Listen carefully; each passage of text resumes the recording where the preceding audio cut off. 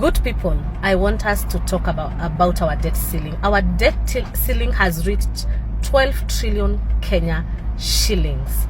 Now listen to this. Out of the 12 trillion Kenya shillings, Parliament only approved, and this is why we always say it's important who we vote in the next Parliament, because this Parliament that we have currently does not care about Kenya, and they are completely being held hostage by the executive. Out of the 12 trillion Kenya shillings debt ceiling that we now have, Parliament only approved 2 trillion Kenya shillings to be borrowed. Now, the same Parliament, meaning a good 10 trillion, was not approved by Parliament. It was borrowed outside their mandate and outside their approval. Now, out of the 12 trillion, they have now approved that we pay as a country 8 trillion Kenya shillings. So they are approving the repayment of debt that they not even approved. But now wanasema ilipeni 8 trillion. We have no country here, you guys. I want to address domestic debt. Domestic debt, as you have seen being taken in bonds and bills, is approved nowhere in the appropriations development, where debt is anchored. Nowhere. It doesn't exist, but it exists as payments in appropriations recurrent. The payments of this debt are there, but not for development. Now, if the law is clear that we can only take in the medium term for development, this domestic debt is anchored nowhere in any development project. Now, I want to explain to you some absurdities, and I'm using this to start. I hope you call me again because we have part 3. This is the absurdity of domestic debt. 2014-2015, we took 292 domestic debt. This is including redemptions, including kila kitu, refinancing. We took 292, right? And we repaid the same year 287. Higher. You go to the next. 2015-2016, 506, we repaid 347. 2016-2017, 414, we repaid 369. 420 in 2017, we repaid 409. 486 in 2018, we repaid 505. In 2019, we had 558, we repaid 514. In 2020, we took 790, we repaid 709. In 2021-22, we took 877, we repaid 823. Last year, we were estimated, we've not reached there, to take 1 trillion, and our repayments, according to the current appropriations, is 1 trillion. I want to explain the absurdity.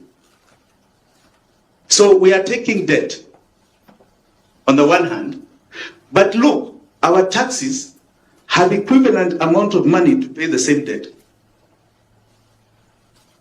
So 2014-2015, 292, we paid 287. So why were we taking debt? Why were we taking debt? We had the cash. And as I said, it's not anchored in law. It is not in the appropriations development anywhere. It did not go towards any project. So why are we taking this domestic debt?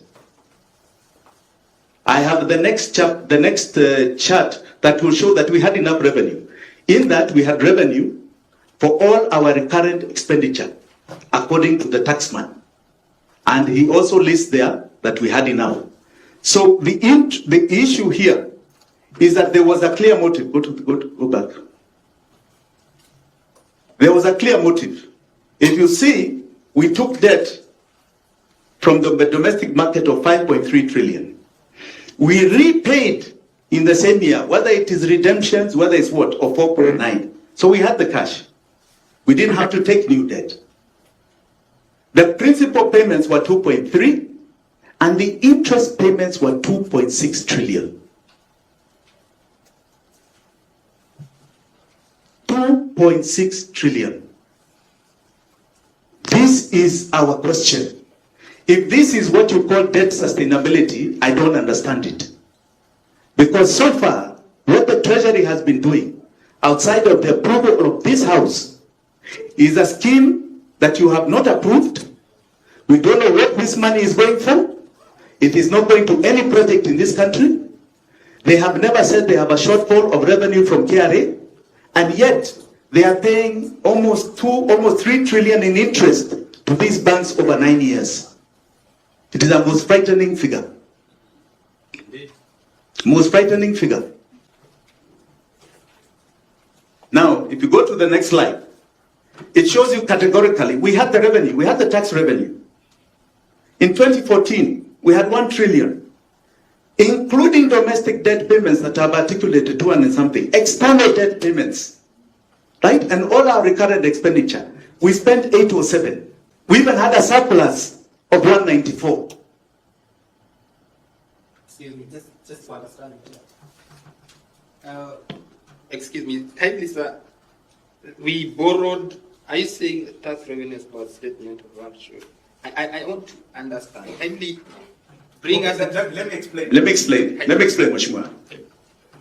This particular chart is this tax revenue as per the statement of actual revenue and exchequer issues, right? So these are the tax revenues that have been collected, all right, and posted.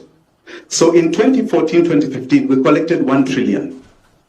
Our total expenditure on the recurrent appropriations, including debt payments, net domestic, in other words, domestic, external, everything, is 807. So the other is like a credit. Is a surplus. Is a surplus, yes. Is a surplus. This is what we're wondering, what is going on with the Treasury and yourselves. There seems to be a very major disconnect. We have a surplus, and if you see at the bottom, our calculation, and I'm prepared to defend this anywhere, because we went through these appropriations like a fine-tooth comb with a forensic eye. Our surplus over the years is 1.9 trillion. So you tell us what is happening. Every time we are being told we have shortages. Have also articulated that we have paid our debt to the extent of 5.6 and you never see the credit. You don't see it anywhere in central bank that we have paid our debt. Yet nobody is complaining that debts have not been paid. So we never hear, but we never see the credit on the books. You never see it. You just see the debt increasing. You don't hear about you don't see anywhere where 5.6 is recorded over the last 9 years as a credit for debt payments. You don't see this surplus recorded anywhere. And have you heard Kenya Revenue say that they have not met their targets? Never. Until this financial year. Next. Why didn't you?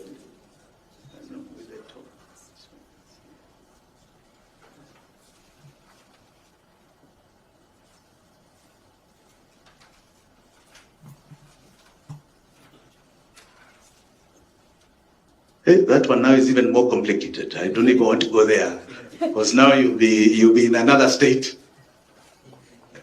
I think I'll leave it. I'll leave it that you have excess tax revenue. You have payments of debt that have never been accounted. You have debts that have been taken that you have not approved for any development. And the leeway the Minister of Finance has got is only for short-term cash flow problems that are within 1 year. And now you want to give them a blanket check to go and do what they want when they've already been doing it, to come back later and explain to you what they want to explain to you. And the problem is only one, that nobody has articulated to you the fine print of what has been happening over the last 10 years. Our constitution is so good, it already anticipated this issue of sustainability. It anticipated it. And they expected the parliament to be a major watchdog on debt sustainability. We are now at a crisis point. You cannot give the Treasury any more leeway to come back to you and tell you about debt sustainability. They must account properly for what has been happening in the past under this new constitution before you amend anything in PFM. Because I can tell you, an amendment done in 2014 is what cost us this question of debt that you do not find. An amendment to the Constitution done in the year 2014 under the PFM Act. It was the PFM Act, sorry. The PFM Act attempted to amend the Constitution where it said that monies do not have to be deposited in the consolidated fund. That literally monies can go to agents. If I just get that close.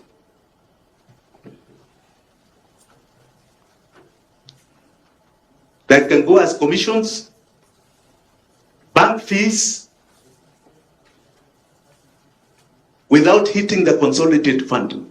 That amendment, contrary to our constitution, is what has landed us in the problem we are, where 70% plus of our revenue is going to debt. My dear Kenyans, we are at a turning point in our history. And I call upon you all to participate with I and we in Safina in taking Kenya through the next phase of our liberation called economic liberation. I plead with you to seize this moment, to look at every single leader that comes before you attempting to take your vote,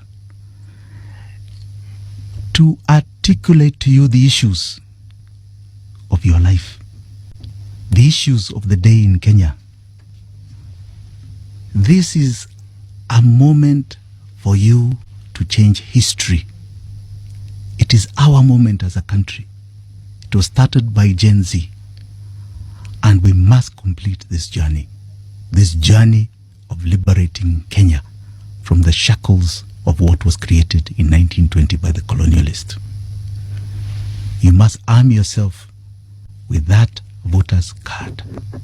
You must participate in an election that answers your question when you X the box.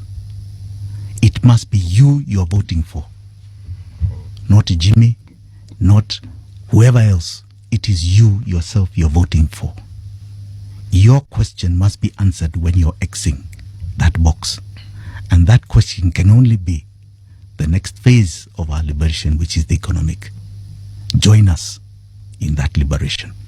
Simseme na nguvu. Ground inasema aje? Wantam. Ground inasema aje? Wantam.